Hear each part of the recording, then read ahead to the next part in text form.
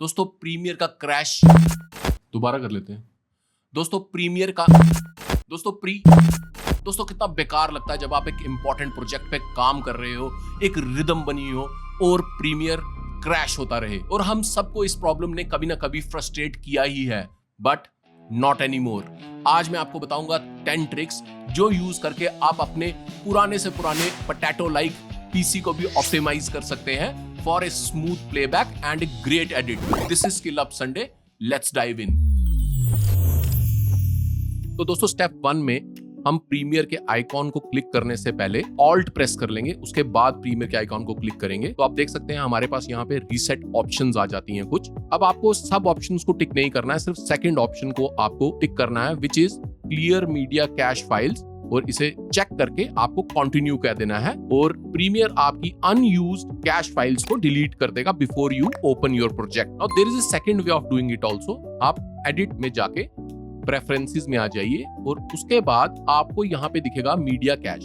आप इसे क्लिक करेंगे तो कुछ इस तरह का डायलॉग बॉक्स आ जाएगा और यहाँ पे भी आप देख सकते हैं रिमूव मीडिया कैश फाइल्स का ऑप्शन आपको मिल रहा है, जिसे आप यहाँ से भी डिलीट कर सकते हैं। और यहाँ पे आपको ये फर्स्ट ऑप्शन चुनिए है, delete unused media cash files. Otherwise जिस प्रोजेक्ट पे आप काम कर रहे हैं उसकी कैश फाइल्स अगर मिसिंग हो गई तो उसके प्लेबैक में दिक्कत आ सकती है और आप इसे ओके प्रेस कर दीजिए। और आप देख सकते हैं मैंने अपने प्रीमियर की कैश फाइल्स को एक फास्ट एसएसडी में यहाँ पे सेव किया है। और दोस्तों क्योंकि प्लेबैक के लिए प्रीमियर इन्हीं फाइल्स को यूज करता है, एक फास्ट एसएसडी में इन्हें सेव करने से आपका प्लेबैक हो जाएगा सुपर स्मूथ। ऑल्सो यहाँ पे आप मीडिया कैश मैनेजमेंट में आके automatically delete cash files older than, और यहाँ पे आप बता सकते हो कि कितने दिनों के लिए वो रहेंगी। सपोज आप 7 डेज डाल दोगे तो 7 दिन के बाद ऑटोमेटिकली आपकी कैश फाइल्स क्लियर हो जाएंगी and your Premiere will work very smoothly.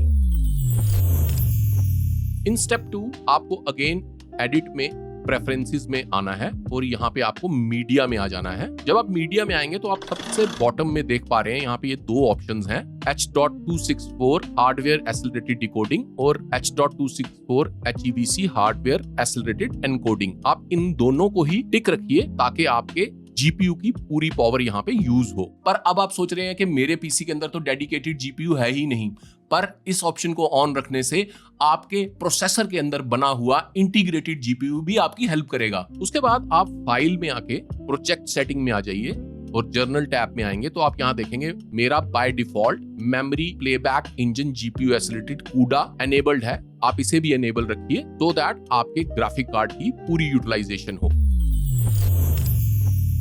Now, in next step, again we'll come to our preferences और यहाँ पे हम मेमोरी में आ जाएंगे और आप देख सकते हैं मेरे इस सिस्टम में 32 GB रैम इंस्टॉल्ड है और मैंने प्रीमियर के लिए 29 GB एलोकेट की है। सिर्फ 3 GB मैंने बैकग्राउंड प्रोसेसेस के लिए एलोकेट की है, जिससे कि मेरे प्रीमियर को फुल रैम यूटिलाइजेशन मिलेगी and it will work very fast.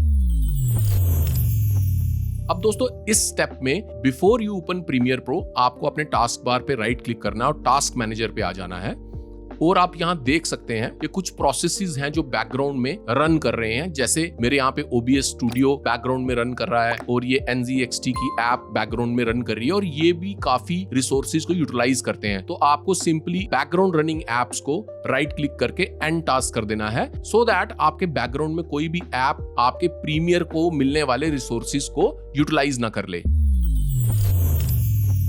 तो गाइज इन नेक्स्ट स्टेप आपके टाइमलाइन पे काफी ऐसी चीजें होती हैं जिनको आपने डिसेबल रखा है या आप यूज नहीं कर रहे हो और वो बेवजह आपके प्लेबैक में एक हर्डल बन रही हैं। तो आपको सिंपली सीक्वेंस में जाना है और यहाँ पे आपको एक ऑप्शन मिलेगा सिंप्लीफाई सीक्वेंस। आप इसको क्लिक करोगे और यहाँ पे आपको ये पूछेगा किन चीजों को आपको डिसेबल करना है। तो मैं यहाँ पे इसको बोल रहा हूँ डिसेबल और muted tracks and just press simplify. तो आप देख सकते हैं जो भी चीजें मैंने यहाँ पे अनयूज्ड रखी थी वो अपने आप हट गई हैं और मेरा सीक्वेंस काफी सिंप्लीफाई हो गया है, क्लियर हो गया है। So it was before it was like this, so now these files are gone. और दोस्तों एक और अच्छा तरीका अपने प्लेबैक को स्मूथ करने का है टू क्रिएट प्रॉक्सीज। अगर आप 4K फुटेज के साथ काम कर रहे हैं या हाई रेजोल्यूशन फुटेज के साथ काम कर रहे हैं, कंप्रेस्ड फाइल जैसे कि ड्रोन फाइल्स के साथ काम कर रहे हैं, तो आपका प्लेबैक हमेशा चॉपी रहेगा, तो आप प्रॉक्सीज बना सकते हो। एंड सिंस मैंने पहले ही एक वीडियो बना रखी है जहां मैं आपको प्रॉक्सीज बनाने का राइट वे सिखाता हूं, उसका लिंक मैं आपको डिस्क्रिप्शन में दे दूंगा, so I am not going to repeat it. यहाँ पे ये जो टॉगल प्रॉक्सीज बटन है, इसे ऑन करके अपनी प्रॉक्सीज को ऑन कर सकते हो और एक स्मूथ प्लेबैक एक्सपीरियंस कर सकते हो। तो दोस्तों जब भी आप एक बड़े एडिट के बीच में होते हैं और काम कर रहे होते हैं, तो जो भी इफेक्ट्स या कलर ग्रेड आपने अपने टाइमलाइन के क्लिप्स पे अप्लाई किए हैं, उनके साथ उसको प्लेबैक करना आपके सिस्टम पे काफी हैवी हो जाता है। तो the best thing you can do is, आप यहाँ पे प्रोग्राम मॉनिटर में देख सकते हैं, ये ग्लोबल एफएक्स म्यूट बटन है। अगर आप नहीं देख पा रहे हैं तो आप यहाँ प्लस आइकॉन से इसे ढूंढ पाएंगे। आप इसे ऑन कर देंगे तो सारे इफेक्ट जो कि आपके टाइमलाइन के क्लिप्स पे अप्लाई हुए हैं वो डिसेबल हो जाएंगे, और जब आपको वो एक्सपोर्ट करना हो आप इसे ऑफ कर दीजिए और दोबारा से वो इफेक्ट्स या कलर ग्रेड्स आपके क्लिप पे वापस आ जाएंगे। तो जब तक आप एडिट कर रहे होंगे अपनी टाइमलाइन पे, आपकी टाइमलाइन का प्लेबैक बहुत स्मूथ होगा।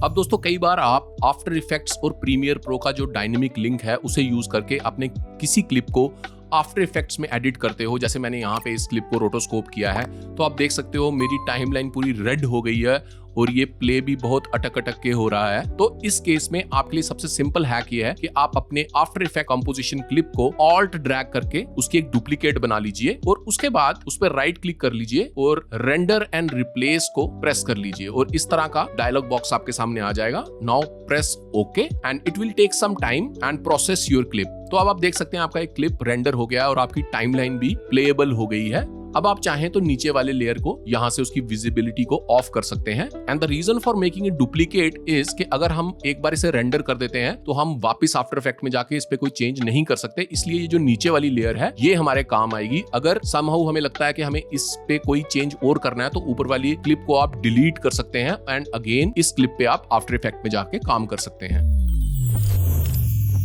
तो दोस्तों इस नेक्स्ट स्टेप में एक्सपोर्ट की बात कर लेते हैं। जब भी आप किसी 4K या एक हैवीली एडिटेड टाइमलाइन को रेंडर करते हैं तो आपको काफी टाइम लगता है, उसे आप कैसे कर्टेल कर सकते हैं। सो मैं कंट्रोल M प्रेस करके अपने एक्सपोर्ट पैनल में आ जाऊंगा। अब यहाँ पे मैं प्रीसेट में जाके बेस्ट ऑप्शन जो रहती है वो है math source adaptive high bit rate, इसे सिलेक्ट कर लूंगा and it works really fine. But the trick is जब आप वीडियो पैनल को खोलेंगे एंड मोर को भी एक्सपैंड कर लेंगे, नीचे जाके आप जब देखेंगे तो आपका टारगेट बिटरेट यहाँ पे इसने बाय डिफॉल्ट 64 सिलेक्ट किया है, विच इज टू मच। आप इसे 20 to 25 तक सिलेक्ट कर सकते हैं एंड इन मोस्ट केसेस आपको कोई डिफरेंस भी नोटिस नहीं होगा, लेकिन आपका रेंडर टाइम ऑलमोस्ट हाफ हो जाएगा।